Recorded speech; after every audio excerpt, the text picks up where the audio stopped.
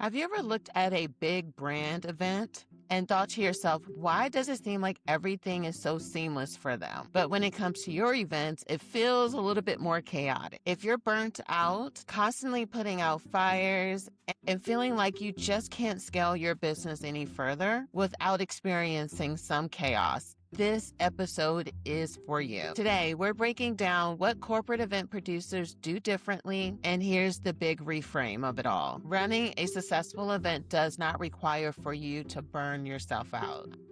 I'm joined by Logan. She's a corporate event producer and CEO of Logan Strategy Group. Today, we're going to be talking about how corporate events are planned with predictability, why roles and timelines matter, and how shifting from the event hustle to the event strategy changes everything inside of your business. This is the perfect conversation for those of you that have been asking yourself, why does event planning feel so hard for me? Why am I doing everything by myself? Why can't I scale without the chaos? And how do some event producers and planners make things look so easy? This episode is going to talk about how event producing is different than event planning, as well as her own lessons that she had to learn through building her own event production company. So pull out your pen and paper to take some notes. This is a conversation you don't want to miss.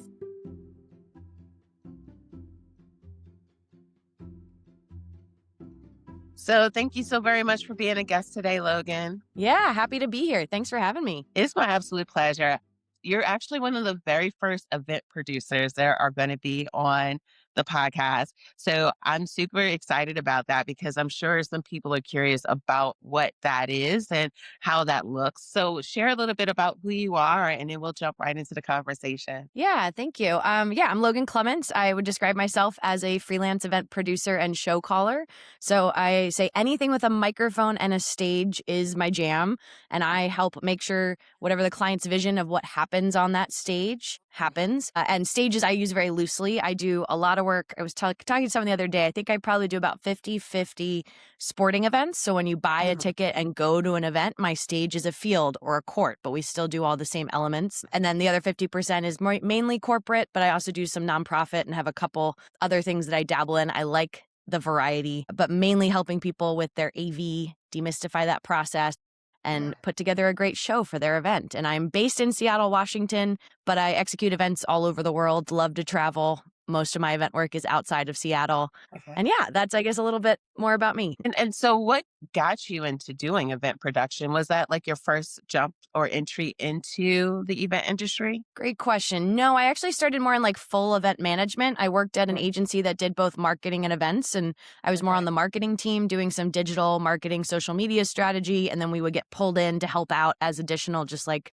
coordinators, hands at events. And I started to realize I was liking the people facing part of that versus sitting at my computer doing digital things. Yeah. And then I kind of stumbled upon event production. I got thrown on headset, which is something that often, if you're trying to look for the production people, we're often the ones wearing the like, not the little walkie-talkie, but like the big headset on site. And I got thrown on headset and got to hear all these voices because I speak Mandarin Chinese. That's my random fun fact. And got my start in China. So I got thrown on headset as an American who could speak English and Chinese to help the American client understand what our Chinese team was doing. And my mind was just blown of like, oh my gosh, there's this whole coordination that happens behind the scenes to make this event happen. And then from there, I just kind of started craving time on headset, just wanting to like continue to be a sponge and learn, and realize that AV for most event organizers, after the venue and food and beverage cost, your next biggest cost is usually audio visual or production. And it is so stressful for organizers. So I've then just kind of got more into like, how do I learn more about it, understand it, and help reduce that stress to the folks that don't have the time to really focus on AV. Yeah, I love and hate the industry for the fact that we all use terms interchangeably, and there's a lot of jargon and words that mean one thing to one person but something else to someone else. So the way I guess I define event production is the focus on the audio, the visual, the lighting, all the actual elements that bring your kind of your main content, your show. There are people who do production and maybe they do your exhibit hall, and that would fall under production as well. But I really am thinking more about the technical elements when I say event production. I will say I've seen a lot of people call themselves event producer, and that's more just that they are general overall event management, event direction, which not incorrect, but I definitely hold on to my producer title as more of like, I know enough tech to be dangerous. You do Mm. not want me plugging cables in for you, but I know how to read an AV order. I know how to talk to an AV crew and like interpret their tech speak into client friendly, non tech speak. And I also Yeah. know when to ask questions because I also don't know everything. But I Yeah. know kind of where to push a bit. And so, yeah, I would say it's anything that's your microphones, your screens, your lighting, anything that's kind of your set pieces even could fall into that of like what your stage even looks like, Mhm. cameras, if you're doing any kind of live stream or recording, Mm. all of that falls into event production. My smaller clients kind of call it more just AV, audio visual, but I would use AV and production kind of interchangeably. As I'm hearing your description, I feel like some social events are going pretty big now, but when we're talking about event production, do we find that that's mostly only on corporate? But I saw, and the reason why I say this is because I know that there's like this billionaire that just got married or something like that. And I think J-Lo was on a performance stage.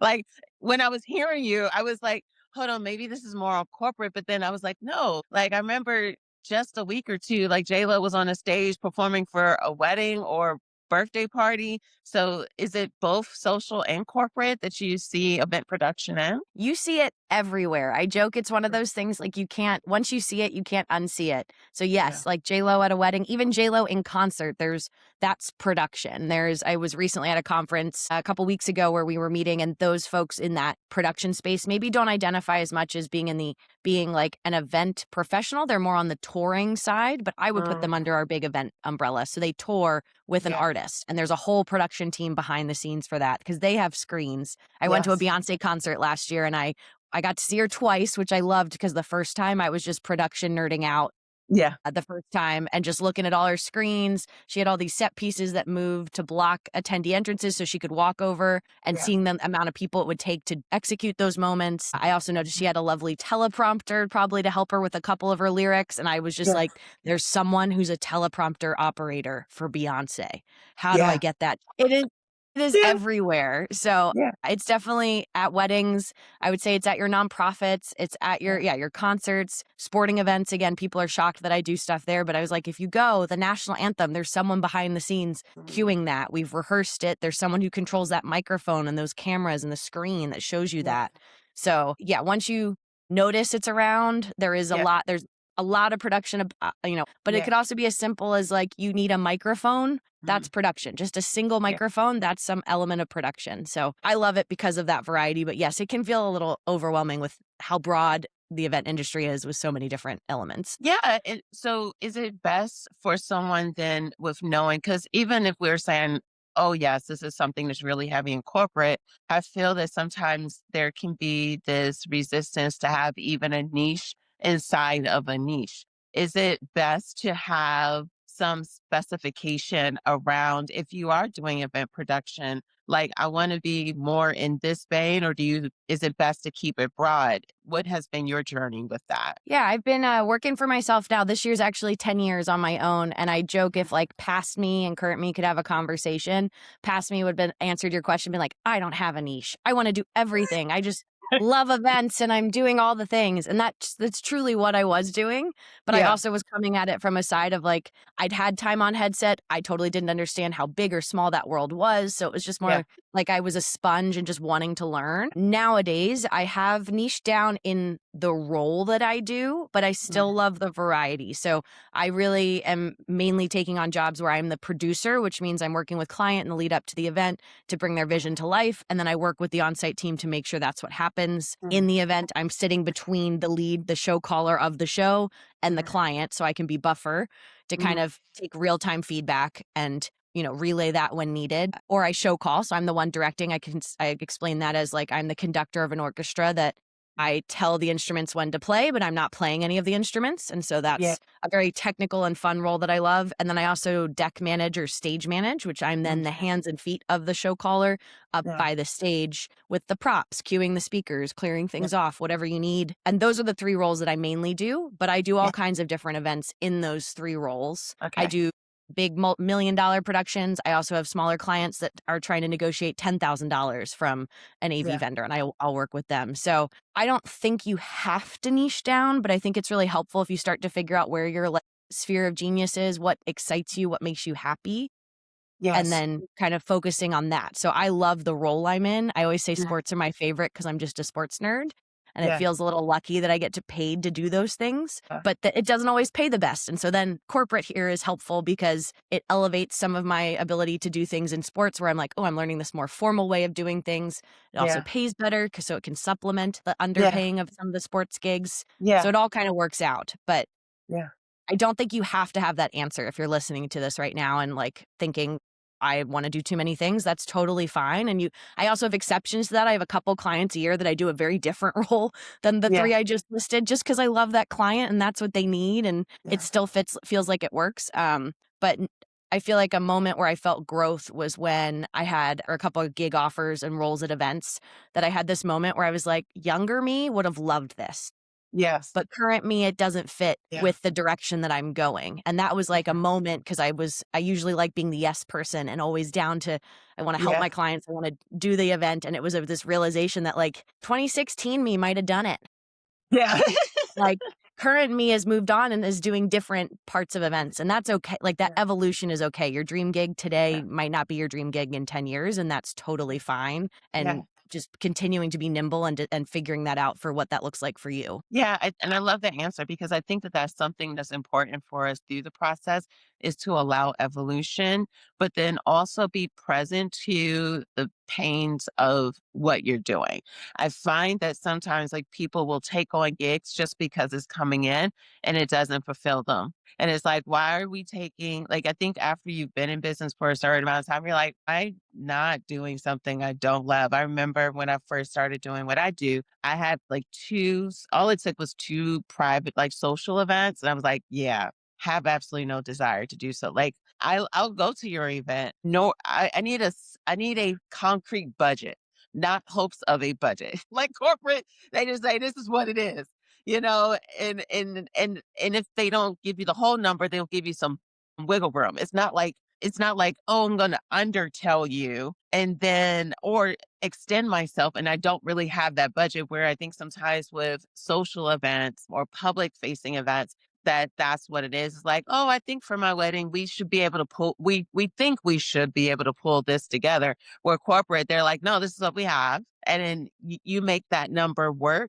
And I realized like I'd rather that than the latter. And not and it's and if anyone's hearing this, it's like it's not a right or wrong, but it's like if you're building a business, you want it to be that is something that like you use the word zone of genius. Like I feel like the clearer you allow for yourself along the journey, and that's the only way you do actually find out like what are you the best at?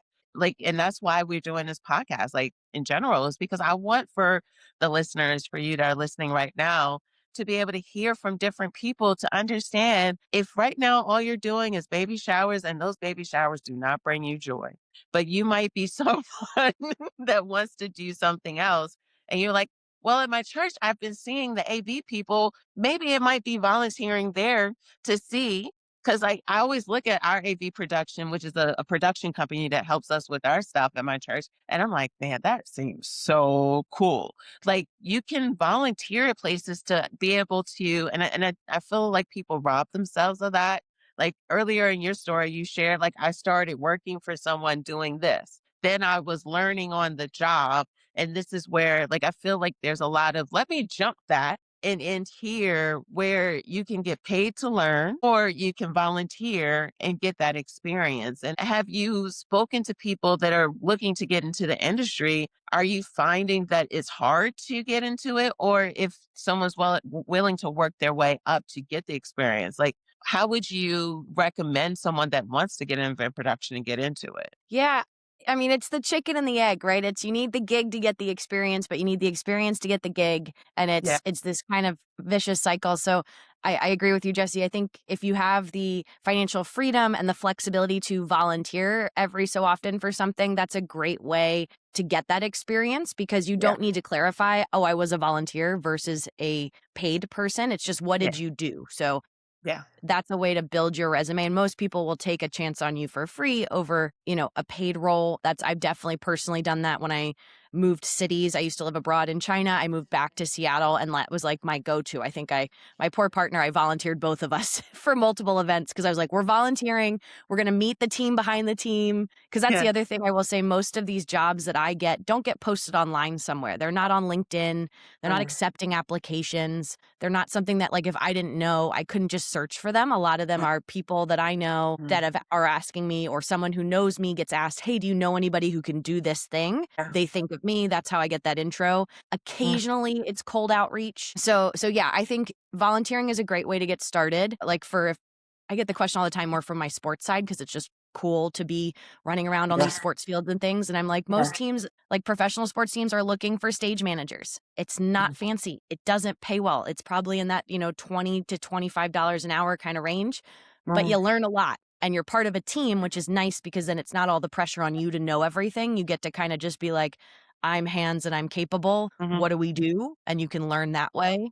Um, but yeah, I think you kind of need to start where you're at. And if you're someone Yeah. who really likes production and you're doing something else already at events, it's Mhm. worth asking, is there an extra headset? Can I just listen in? I've had a couple Yeah. people from teams do that where they just want to listen and Mhm. hear. Because also, I will admit, the work I do with like show calling and stage managing, it's not for everybody. I Mm, love it because it reminds me of my days of being an athlete, because we practice, we mm. rehearse, and then it's game time, it's show time. And it doesn't Yeah. matter how well we perfectly rehearse that cue in rehearsal. All it Yeah. matters is what we do when it comes, down to the wire, and we're doing specific cues. There's no Yeah. stopping, there's no taking deep breaths, you're just going. Yeah. And I've had some folks that I pull into the production world for a show or two, and then they go, I like my management side. I'm going to stay on the event management where I'm dealing more with people problems. And then when the show Yeah. happens, I just get to like sit back and let the production team do their thing. And I'm on the other side going, you get to worry about the decor and the lines at registration and who's getting Yeah. what food. And I get to care about the show. Yeah. No, and I'm glad you said that. I love that you said that because I think there's no right or wrong, essentially. Like, I think that what happens is because some of it's exposure, because, like, let's just be honest, like, if you don't know, you just wouldn't know, like, hey, like, this is actually a field. This is actually an opportunity. Like, there are agencies that only do like experiential or they do influencer marketing or they only do, like, I mean, I even saw maybe a year or two ago there's someone that's in Florida that specifically specialized in doing bridal party events at resorts and stuff. Like, but it's one of those things that some people like if you don't allow yourself to see what's out there and to actually like explore like what is it that you really truly enjoy doing, especially if you're going to be building this as a business for yourself and like hearing about event production. I'm glad someone would have the experience but like what, that's really not what I like to do.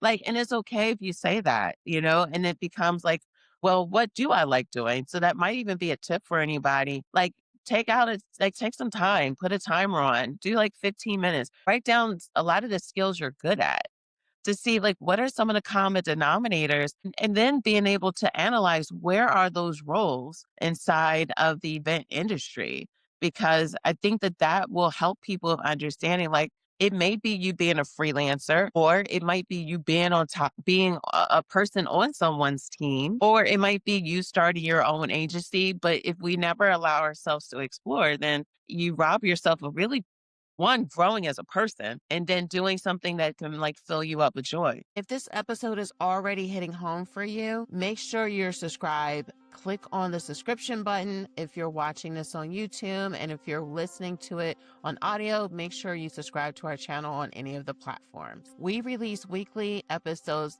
interviewing different professionals inside the event industry. The whole goal is to share with you how to scale without the burnout and so you don't feel alone. Yeah, I love that, Jesse. My biggest pro tip for anyone listening, and I talk about this ad nauseum, I feel like on my own podcast about events. It's called Better Events. And we talk about CEO days because I don't know where I found this, but I found it somewhere else. I did not invent this concept. You can also Yeah. call it something else if CEO makes you feel weird. But essentially, a CEO day, meaning we need to block off time in our calendar to think about why we're doing what we're doing. Because most Yeah. of us are very good at client work. We're very good at the executing the Yeah. vision of others. But when it comes to actually taking time to like carve out that reflection, like you mentioned, and that like, hey, what do I actually, am I doing what I really like doing? Because Yeah. I had this weird realization that I was like, it sounds a little, I feel like a little pretentious, but it's like there's stuff I'm good at, but I don't like it. Yeah. And I've had roles that people offer me and I've realized I could do that, but it's not what I enjoy doing. But I could do Yeah. it and I could do it well, but I don't like it. And so you carve out time. A whole day is lovely. At this point, I only do about 3-4 hours. So Mhm. I block it off. I don't stay in my home office. I go somewhere different. I have a certain Yeah. coffee shop I go to, and I sit there with my noise canceling headphones on. And for like 3 hours, I'm not in my email. And I'm sitting and thinking about some of these questions of like, what do you want more? What did I like this last month? What didn't I Yeah. like? What do I want more of? What do I want less of? I do Mhm. the tactical, like looking at my profit loss statement as a business owner, trying to Yeah. figure out if there's anything I missed, like expenses wise or anything. But just taking time and space to be like, what Yeah. was a highlight from the last month? What am I so Yeah. proud of? What was Yeah. something maybe I learned? And that's a process that I do now once a month. And I learned I'm very good at pushing that off. And so now I Yeah. schedule 2 blocks in my calendar. So every Mm. CEO day before I end, I have to schedule the next one. And I schedule two so that I have the option to like cancel one essentially and do the Yeah. backup slot. And that's something I do monthly. And then every year I do a retreat with myself. I do an overnight in a hotel one night and like Yeah. break down all my clients, all my work. Again, what would I do for sure again? What would I maybe not do? Where do I want to go? Yeah. What new events do I want to go after? And that has been a game changer for me and something I assumed people's managers would do with them. I have since learned from people who work for others, their managers don't do this, but just realizing we need to have actual time to be tactical, Yeah. not just as business owners, but like even as an individual. If you work for someone else, you should do this too, so that Yeah. you don't wake up 3 years from now and be like, I actually did not like what I was just doing for 3 Mhm. years. So Yeah. that's just I'm very passionate about my CEO days, if you can't tell. No, no, but I think it's important for people to do. Like Yeah. I've actually been doing content on that. I'm doing a mentor. I have a mentor right now that's in the industry that I was talking to, and she came to me because she wanted to fix her system. But I was like, "Have you looked at what worked last year?" And then we were going through. I was like, how much is your average client spending with you? How much time is it taking you to execute these things? Like, where are you getting these people? And we were going through all these questions. She's like, no. I was like, so why would we be fixing a system that you don't even know what we're fixing it with? And she's like, oh, and it's like, yeah, like we don't just go into the next year with not knowing because again, like often we can get so wrapped up, and especially those of us in the event management side of it, we're just producing, and not really seeing, even if someone's charging a large, a reasonable, packages or whatever. But if it's taking us a lot of time, it don't matter if you just got paid $10,000. If you're now dealing with someone for months and hours, and then you're blocked off for a few days pre and post. Like, and you're paying people to be there and all these different things. Like, you have to really take that time. So I'm glad you mentioned it because I feel like it's people like need to hear is not just one random person that keeps saying y'all need to make time to do these things. Kind of like the parent, but like if someone else says it, they listen. So I'm hoping that the people that are listening today just be like, okay, someone else said it. That wasn't Jesse that keeps saying you need to we we need to start doing this. Yes, we need to start Yes. doing this. Oh, I love it. Yeah, it's so helpful, and I wish I did it earlier. I honestly have only Yeah. been doing it probably these last 4, maybe 5 years, and I just think back to, yeah, Yeah. younger me. I wish I had a little bit more reflection, of just being Mhm. able to note down what was, and it would be fun to go back and look at because I do actually Yes. write stuff down. So now I have this kind of record. I can go back and see what 2018 me thought was like the next big shiny event I wanted to go after. Yeah. But to your point about profitability, I mean, that's one thing I do. I do track my time, and that's something I learned at my agency I worked at, and I've carried it forward. And Mhm. maybe I fall in and out of being very accurate to just going back and being like, I think did an hour here, half an hour here. Yeah. But that's part of that annual review is I do go back and I audit how much money did I get paid? How much money Yeah. did I have to spend on other costs for this specific event? And how much time did I spend? And then I Yeah. do the really ugly calculation of what that hourly rate is. Yes. And some clients, to your point, came out pretty poor when I Yeah. first started doing this. And each year I've gotten better at Yeah. improving my profitability as a business and as a person because Yeah. rose-colored glasses, months later, you're like, that wasn't that Yeah. much time. It went pretty quick. But having data I can go back to and go, Yeah. oh no, like I had a client last year, I spent 700 hours on their event, so many hours. And it was an event that just like took up, it was multi-stops, Yeah. it was multi-months. Like it was meant to take a lot of time, but I still think it took double what I thought. And Yeah. that chunk of change I got paid was amazing, but then when you divide it by 700, it was not very amazing. So Yeah. it's like it's one of those, you need that to keep yourself honest for why you need to increase rates and why Yes. you're doing these bumps and things. Like I'm a Mhm. data person, and so having that gives me confidence when I'm trying to, negotiate and not Yeah. discount or do anything. So yeah, if you're not doing that, please take a second and do that. I do it mainly once or probably twice a year. I do that, Yeah. but always very helpful. I feel like internally we're friends. Like that just like data. I tell people like data doesn't care about our feelings. And here's the thing about it is that even when you face it and let's say it doesn't look how we thought it was going to look. The thing about it is that with data, it allows you to know that this is the start point. Like the longer we avoid looking at that, it really gets in the way of us truly being able to have the business that we're desiring. And data, like I tell people, like data is just data. Like all it is doing is actually telling you what you're doing and giving you a result, a tangible result, not emotions of feeling like, oh, I think it went well. I think I made a lot of money. Like I think all these things, da da da. But really, did you? Like I remember a couple of years ago, I've set up someone's system. They did South Asian weddings. And those are like a week long. And they did video and photo, multi locations, and all this stuff. And they were charging five figures, but then they were allowing unlimited edits. I was like, yeah, you're charging a lot.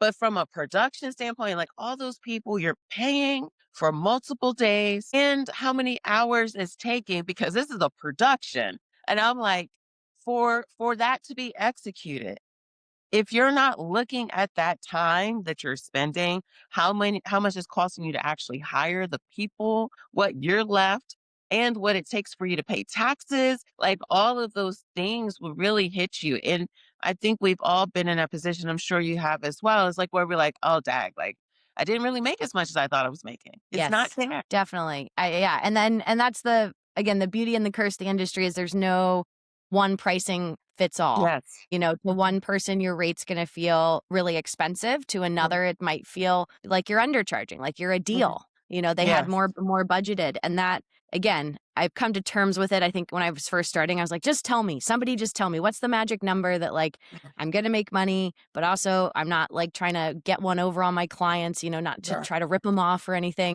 And I mean, I've come around, yeah, 10 years into working for myself. I've had to have so many negotiations and conversations about money. It's still my least favorite thing to do, but I've gotten more confident in, what I'm doing. And I have this little framed next on my desk. I have a little sign that I made that just says, there will always be another gig, another event. Because I Mhm. feel like when I started, I would definitely have more of that kind of scarcity Scarcity. mindset. Yes. Of like, if I say no to this, there's Mm. nothing else that's gonna come. And my story I'll probably tell until I die is Yeah. I had a vacation scheduled a couple years ago. And so I said no. I had a couple gigs that came through that offers and I said no, and I had 3 different ones that came through that were trying to ask me for this one vacation time, and I said, "No, no, no." Finally, the 4th one is from one of my clients. I put them in a category of my favorite clients where whatever they ask me to do, I usually am like, "Yes, I really like I love working with them. They're great. They're right in my sphere of what I love doing." They're the 4th person to ask me for these dates, and I go, "Ooh,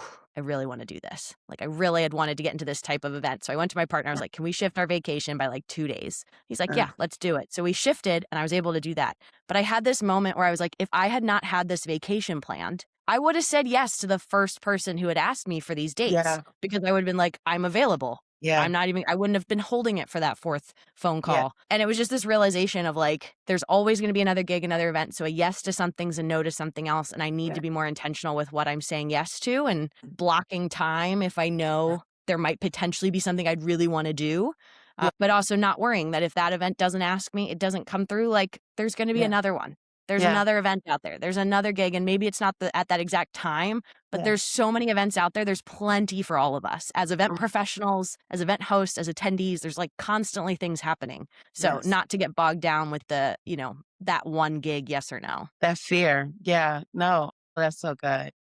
And I'm glad that we got into this part because we're talking about like the managing of the business, the lessons that we're learning. Some people I find though, when they're wanting to get into like corporate events, um, they're often trying to figure out like what systems should they be learning, like, because I know, like, for corporate meeting planners, some people like to use Cvent and things like that. But, like, specifically for event production, are there any platforms that would be recommended for them to start trying to get aware of if that's something they want to explore? Let me talk to you for a moment, especially those of you that are feeling overwhelmed with the administrative task inside of their business. Sometimes it's due to not having clarity on the steps you need to take or just not having clarity on how to use your systems effectively and efficiently to hit the goals in which you're wanting to hit. That's exactly why I offer strategy sessions for entrepreneurs in the event industry that are looking to be able to gain more clarity in what they do. The beauty about this is that we set dedicated time together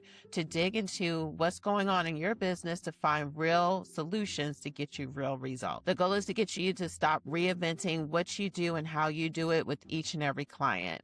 It's all about having consistent structure so that you can scale. Make sure to scan the QR code to learn more about my services. That's a good one. Everyone is so different. This is why Mm, I struggle just even as an entrepreneur having my own systems and specific boundaries because I work not just with so many different clients, but I also subcontract under a lot of different agencies. That's how I get mhm, into some of my really big multi-million dollar events. They are not me as Logan Strategy Group taking on that risk. It's an yeah, agency wins the bid. They just hire yeah, me as an individual for my yeah, role. So I mean, we mainly use a lot of just shareable document systems. So just really mm, knowing your Google Sheets and your SharePoint and all of that. I will say as a producer specifically, making sure you know your Excel yeah, formulas and things that can help save you time and manually typing in mm, times of when things start and actually knowing the formulas that you mhm, can do to make it so if your client's like, "Oh, I don't want to start at 9, I want to start at 9:15." You just mhm. have to change one cell and everything else updates. I feel like Okay. that's to me a very basic system, but I'm still coming across it. The number of clients who clearly for like 100 lines had manually typed everything in Yeah. blows my mind. There is a software out there if you're interested in show calling and production called ShowFlow, SHO, no W, FLO. It is quite expensive, so I don't have a lot of clients using it. I have maybe Mhm, one agency a year that uses it. But most of our our run of shows, show flows that we're show calling off of are done mhm. in just like a Google Sheet. Yeah. So, and then it's more, again, my role is not so much systems, it's more knowing some of the tech and Yeah. knowing like what questions to ask for what you have on site, whether you're using one example might be a teleprompter or using Uh, scrolling prompter or the notes that are in PowerPoint and like just yeah. knowing the vernacular and the experience like that, how that impacts your speakers or what are Yes. they seeing? And then Yeah. how do you talk to your tech team to make sure what they've been told is going to happen is what actually happens?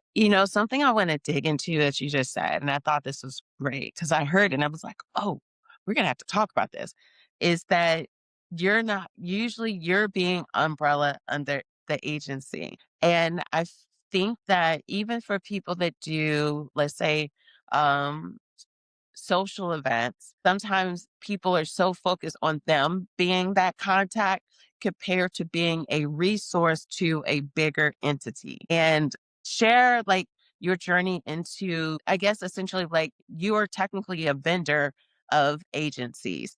How did you realize that that's probably one of the better routes to go compared to you trying to get a major company to intentionally reach you? Like, what made you go that route? I don't think I was intentional about it. I think it just Okay. kind of happened Mm, where again these agencies are winning a lot of business and I mean mine I think my first real big no, I actually when I first started, now that I think about it, it was just smaller agencies.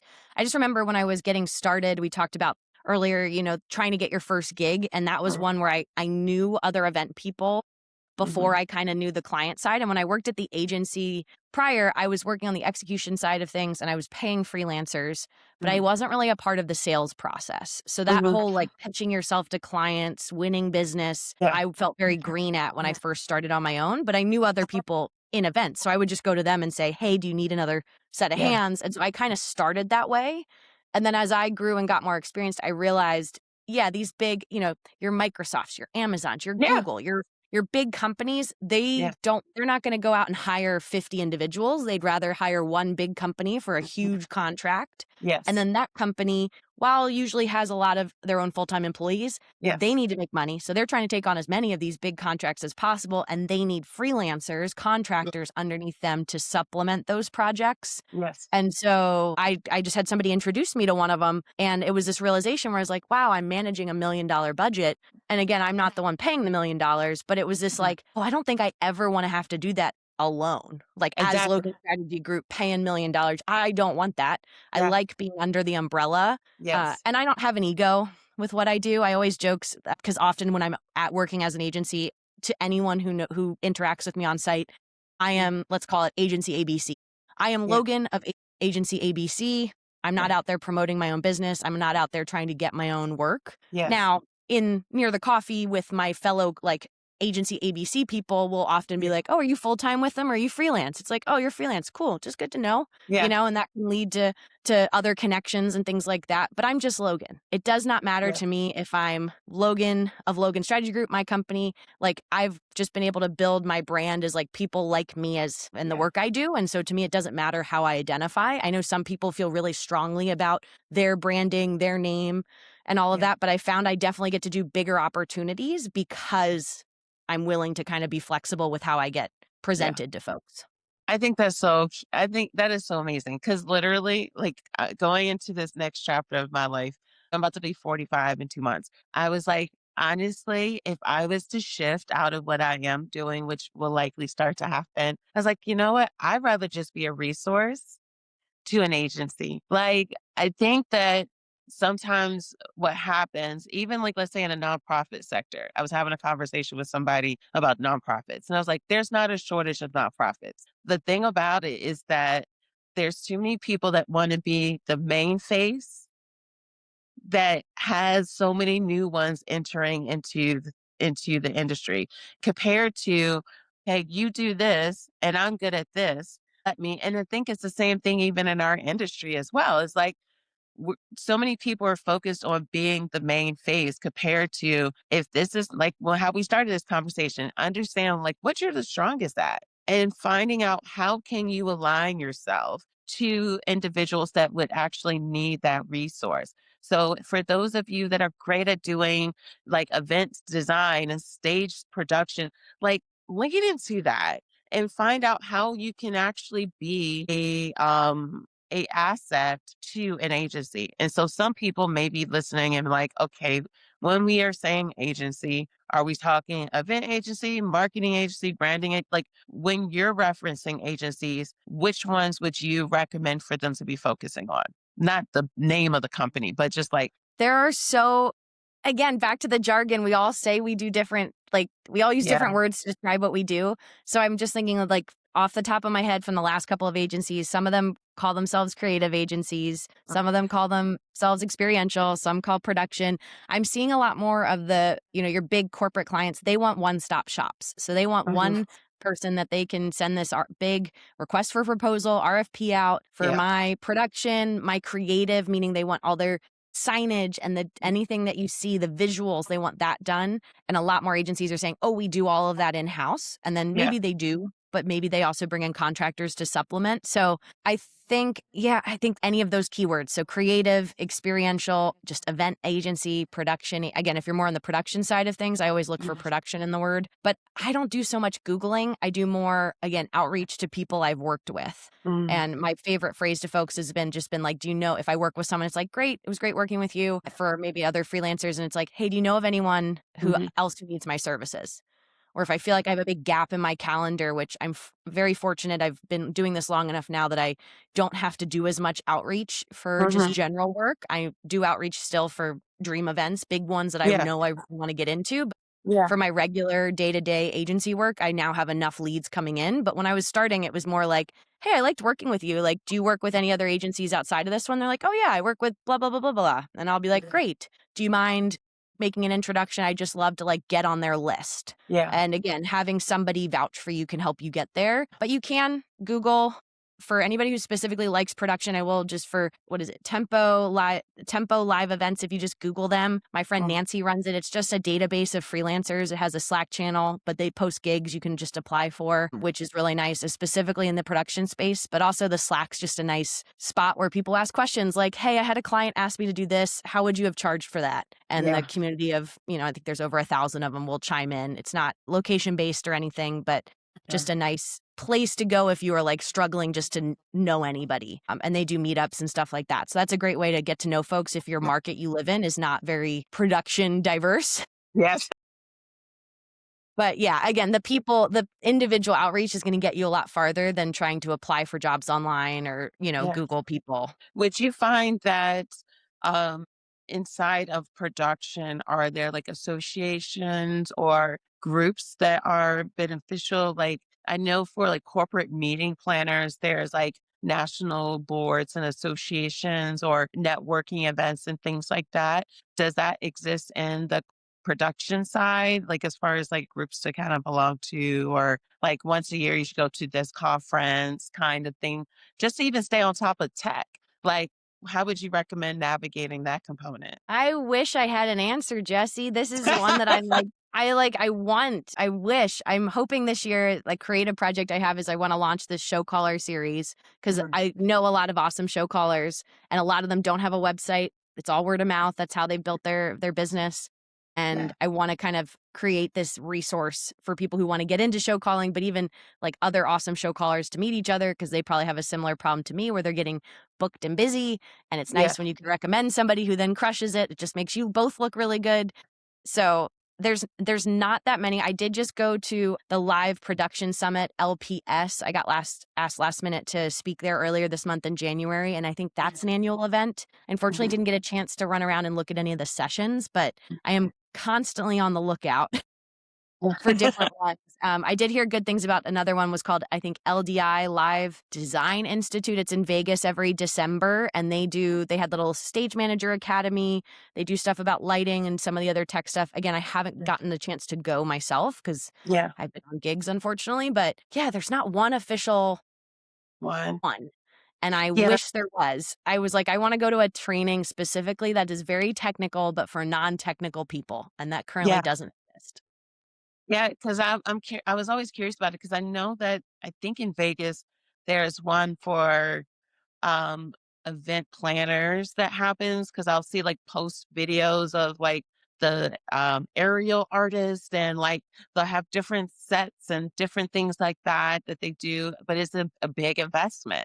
But like that's why I think even the earlier part of our conversation about understanding profitability and like what it actually takes to run your business, like if we're not aware of how much profit is necessary, like gross profit is necessary so that you can even reinvest back into your education and knowledge and like going to meetings or going to those things, not just because we're busy, but because you want it to be that even if you were not busy, you can still make that investment. And I think it's important for us to be aware of like, have to, I feel like with, especially with how fast things are kind of growing and evolving within most industries, either because of the advancement of technology or AI or whatever, you have to really stay on top of it.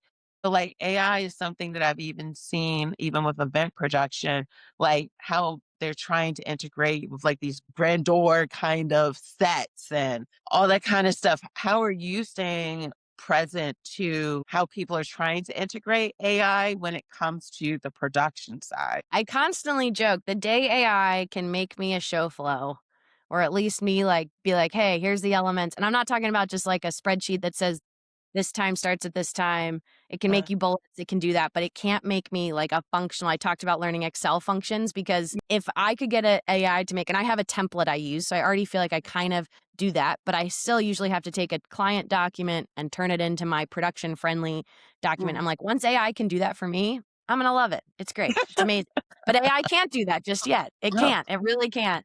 And I no. constantly am asking. I asked it on site last week for a show, and I'm like, anybody, the minute someone learns, you better be calling me because I will pay for that AI tool. Yes. But AI right now, I mean, I'm not using it so much in my systems of what I do. I don't think what I'm doing is going to get replaced by AI because you still need a No. human. We still need to adjust on site to what's happening. But yes, Yeah. if it can help me with show flows, I would love that. But I do Mhm. see more clients are using some of it for scripting. Like if they're thinking for Mhm. talking points, it does have a great job of, here's a couple bullets, get me some housekeeping. I have not, I've seen it for images on presentations, which I say begrudgingly because I Yeah. think AI image creation is hit or miss. And I've had a Yes. couple that clearly used AI to create some stock image of doctors in the background. As a production team, we have to look at everything really clearly on these huge screens. So you notice things you might not notice on your laptop. And it's like, well, Yes. that doctor in the back has one eyeball, or like this one doesn't have an arm. And it's like, okay, Or client 6 likes, fingers. we're keeping it. Like, so I see it more in like the content creation, maybe that they're using it to help them Mm. do things. I'm constantly using it myself more for content creation I have like I mentioned, a podcast. I also have a YouTube channel. I'm Mhm. still making all my own videos and my own like points of what I talk about, Yeah. but I don't like thinking of a SEO friendly title or a No. description. So I feed it my rough bullet points of what I Yeah. use to make the video and it pops me something. So that's how I'm using it. And then I have my own conference and I will say, I hope if you are an event organizer or responsible for know before you go emails, I hope you are using AI to write those. Not Mhm. just don't just feed it and say, write me a know before you go and accept that's the best one. But we used it for our conference and I did maybe 5 or 6 iterations of being like, okay, thank you. Like, let's make Mhm. this the impression of someone, my favorite persona, I was like, pretend to be someone who's never read any of our other emails. What would you send them? And so it was like a condensed version. And then it was Yeah. like, think of this as someone who's maybe neurodivergent and is nervous about being in a group setting. What information do they need? And it was really just Mhm. eye opening to me of the full know before you go was huge, but it was Yeah. filled with so much information that we were ticking all the boxes. And Mhm. then we used that persona of not reading any emails to be the one that we sent the morning of that was more condensed and just had the key points. And that was just helpful for me because, yes, could Yeah. I, Logan, have sat there and written out a know before you go? Sure. But Yeah. AI was a great tool to help me think of maybe things I wasn't thinking about. Yeah. So I see it for that's where I'm using The it. But in the efficiency. production space, it's Yeah. still so human centric. Yeah. Honestly, I can't use it as much as I'd like to in that exact iteration. Yeah, no, it's just for operational efficiency, essentially. I think that and again, that's allowing ourselves to evolve with technology because, like I always say, like to people, time is money, essentially. And so, like, what are some of the things that you can do to make use your time more efficiently so that you can be doing the things that you really need to be doing and learning how to use either technology, be it spreadsheets, be it CRMs, be it whatever you're using, how do you use it to the best amount of your ability with the resources in it so that you're cutting back on time? Because I feel like that's why, even with doing profit loss statements, a lot of times people don't do those things because they have a bag of receipts. So then it's like, how do you do profit loss statements when you're not able to see at a glance, with ease without it taking 2, 3 weeks to even just get the paperwork together to be able to do that. Like it's super important to do that. I mean, and I'm glad that you were able to share about how technology, how you've been seeing it evolve. Like I know that certain like Davis Bridal, they started using AI to help with giving brides the ability to plan their wedding, like the DIYers. So you are seeing like AI integrate in some different components or technology. But the reality is that the more I think an individual learns how to master their craft, they will always still be able to stay in the forefront of what AI can do because for those that really need results, and I feel like, and this is going to lead us to the next question, is because I feel like most companies are really result focused and driven at this point. Like they're making sure that they're getting specific ROIs when they're executing or wanting to have specific events. Are you finding that how things are shifting in the corporate vein of events? Are you thinking that it's going to increase as far as like the opportunities? Are you finding that more opportunities are going abroad?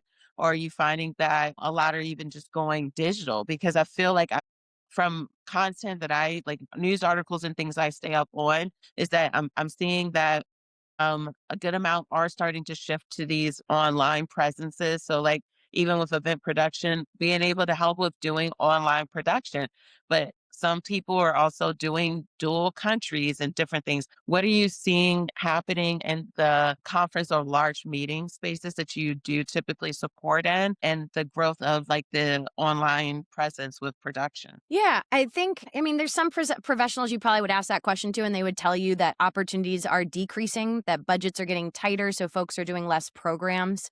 Mm, I don't think I personally have felt that. I've seen a little bit of a scale back mhm, in production in the sense if the company is a public one and mhm, publicly they are not performing as well, just in like maybe the stock market or anything, they mhm. then from an optics perspective don't want to have a big flashy Yeah, event. So they'll start to scale back some of what they're doing, but they still want a certain level of yeah, professionalism and, execution. So there's not roles are not necessarily getting eliminated because they yeah. still want it to look nice. It's maybe we're cutting maybe some of the special effects or anything like that. Mhm, Digital, I still see it being it is still a thing. I was a big proponent in COVID of like everybody in the event industry needs to learn digital virtual events. mhm, And it behooves you to continue to understand at least what it takes. Maybe yeah. you don't have to be the person who knows all the answers for virtual, but like that's still something I do and still calls I get is to help people figure out the virtual side. So if you aren't that Mhm. person, you need to at least know, hey, I need to call somebody in who is. Yeah. But I mean, I think it's still growing. Like there was a bounce back, COVID people after COVID, everybody really wanted to gather. And then I feel Mhm. like it took a dip because that was just a huge spike. And now we're kind of leveling out again. So I think it's continuing as strong as I've seen in the past. It Yeah. just might look a little different. So I'm finding more freelancers are realizing maybe they just need to diversify where they maybe focused on one agency and one or two clients that had this really Mhm. strong program. Now that client has decided, oh, we're only doing half of those. The other half we either took internal or maybe it's digital and the team is just less. Yeah. So they're just realizing, oh, I need to be in with other agencies to fill that work. Same thing with Yeah. agencies. I'm seeing them diversify, Yeah. how many projects they're going after. And I think they were always doing that, but just maybe a little bit more concentrated effort Yeah. because I think, the environment we are in these days, I think a Yes. lot of things are quite volatile. And so a lot of people are just trying to figure out different ways to have different events in the pipeline so that if one attendees from a certain country can't get into America all of a sudden, that's not going to kill your event. You still have Yeah. things, you have a contingency plan, you can do virtual, you can do other things. So Mhm. I am still a very optimistic, a glass half full. There's Mhm. plenty of events and plenty of things happening. Mhm. But I think some folks who had certain programs they relied on year after year are just seeing those Mhm. shift. Because it's also Yeah. I mentioned COVID, but we're 6 years out of COVID.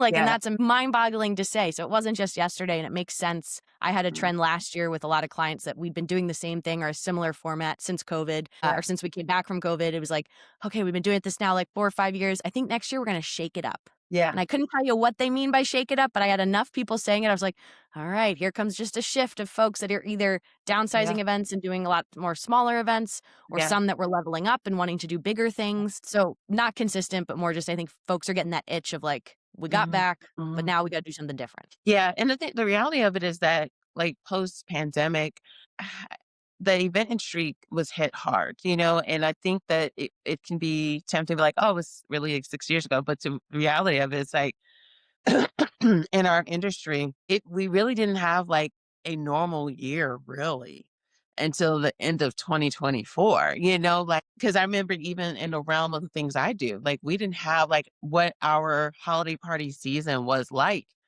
into 2024 how it was in 2019 because it wasn't like in people personal lives like you can do whatever you want to if you wanted to go and lick cement you can do that if you choose to but corporations it's too much of public facing and perception so they had to be reasonable with their actions so that there wasn't a perception of social irresponsibility and so I feel that there is a shift and one of the articles that I did read last year, specifically like in the DC market, the amount of meetings they did like go down. But what they did say in there is, I mean, because the reality is like if some conferences and conventions, they always knew that a huge bulk of their attendees were going to be coming in from other countries.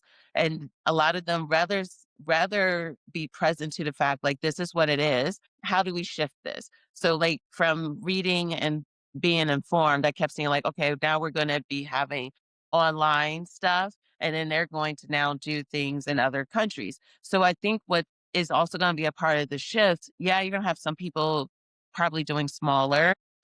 I think that there's going to still be this evolution of online still, but then I also think that there's going to be more of a presence of international. Like, and that's also a part that I'm passionate about with this podcast is like you can do business just in case someone needs the permission. I'm going to say this with love. You can do business outside of America if you're listening. There's opportunities in events on every continent if you choose to do so. And it comes down to you learning about that culture and learning how you can be an asset in what you do in that country. Because I feel like that's that fear of I only can take clients here, but like how you started your journey, you were in China. Like you have the permission that I think people also have to explore as well. Yes, and I went to China and got business there or started, working there because I knew the language and I knew the culture, Mhm. but I was constantly running into people who had been paid to come from America to do an event in China and they knew zero cultural information and Yeah, zero parts of the language. And the yeah. reason they were getting there is because they were a subject matter expert in that event function Mhm. or they had the trust of the client. The client's just like, I need this person here because they're just awesome. And I Yeah, remember being like, how do I get your job? Because I was getting paid like local rates, which yeah, in China, you can have a very high standard of living at a very low cost compared to yes, America. But yeah, I was like, the dream is to go back to America, get paid American rates, come back to China. And I yeah, can say I was fortunate to land that like within 3 weeks of moving back. I had a very serendipitous run in with yeah, a woman who was looking for someone to run volleyball in China for this tour and was like, you uh, speak Chinese, you know sports, you want to be there? Oh, great, we're mm, sending. And I like had my ticket booked within 3 weeks. But yeah, yes, to this day, I do work with like the Olympics, other mm, international sporting events, and I'm going to countries where I don't know the language and I don't know the culture, but I've done enough in sports that I'm the subject matter expert on how to get it done, like yeah, the larger picture. And it's more mm, just being open to, and I think, yeah, as long as you present that you're open to working in multicultural environments, you yeah, leave the ego at home, you get ready to get laughed at a little bit if you don't understand how something works, and having a yeah, lot of compassion and empathy at working yeah, with teams that maybe you don't speak the same language as. But I learned like it's just one of like, as long as I'm open, my passport's active, there mhm, is work out there abroad. Again, it won't come to you. You just sitting at home or doing what you're doing. No one, it's very rare for someone to come to you and say, hi, would you like to go abroad? That story I had was only because I had another person who I'd worked with in China was in a room with me and said, I introduced myself. And then she added on, going, oh, and by the way, she speaks Mandarin Chinese and lived in China for 5 years. And I remember being like, oh, that's so embarrassing. It had nothing to do with what we're doing. And the other uh, woman sitting at the table was like, light bulb, I have to hire this woman. So I learned I should just tell mm, people because yeah, I never know where it's going to spark wait, something. So again, I do mention I do international work and I'm like, yeah, I'm low maintenance. I'm not going to be the one calling you at 7 in the morning complaining that I can't find my coffee as one of your like teammates. I'll figure it out. Any yeah, country I've been to, I can figure out how to get coffee. So yeah, I'm like, I'm an easy traveler. All of that stuff goes a long way for getting the yeah, international gigs. And I love working abroad. It is my absolute favorite. I think events are such a great kind of, lightning rod for bringing different cultures and different people together. yeah, And it's just really, really fun. So I know it's not everyone's cup of tea, but to you, as you said, I give yes, you permission. Go after the international stuff. You never know. Like yeah, the answer is no right now. You ask, it's still no.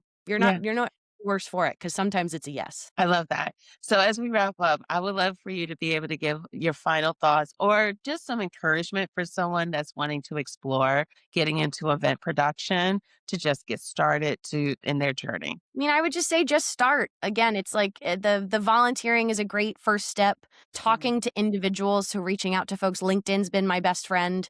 And then if you're working in events already in some kind of niche, your former clients or your former vendors are a great resource to go back to as Mhm. your interests shift. If you're like, hey, I'm looking to learn more about production. Do you know anybody? Who I could talk to, and just Yeah. getting that individual is going to be way better than a Google search and just Yeah. sending your resume out to things online.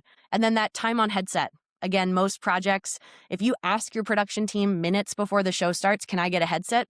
The answer is probably going to be no, because that is when it's the most stressful.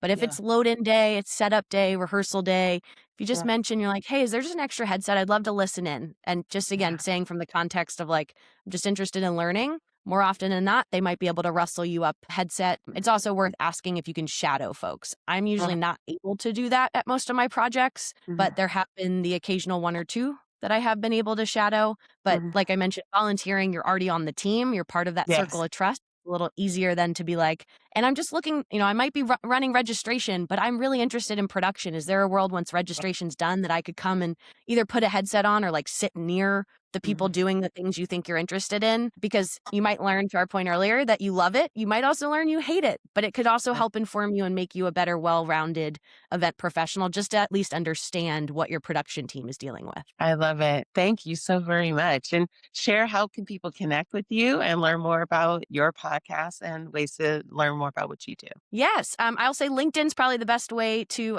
connect with me. Logan Clements. I'm the one in the hot pink blazer. You can also learn more about my business at loganstrategygroup.com. And then, yes, I co-host the Better Events podcast with another event pro, Mary Davidson. We drop episodes every single Wednesday. We're on all the major podcast platforms, and it's all about how we can create, host, and attend better events. And we've been doing it for, I think this is our 6th season. So we have only over 220 episodes. You can go back and binge listen if you really want to. Fantastic. Well, thank you so very much for being a guest today. Yeah, thanks so much, Jesse. This conversation was so insightful. I learned something, and I hope that you learned something as well about how event production, how to have success in event production, as well as what it is all about. The purpose of this podcast is to show you consistently that the industry is big, and there's so many different ways that you can scale inside of this industry and do something that you truly are passionate about and you love. In today's conversation, she was candid about the challenges that she's faced and how she's been able to overcome them. And the reality is that every niche has its own challenges. So you're not in this alone. Keep staying curious and keep tuning in to our podcast to learn more about how to thrive in this industry. I would like to hear from you. Drop a comment below and let me know what part of the event industry you are in, because I'm curious and I would love to hear from you.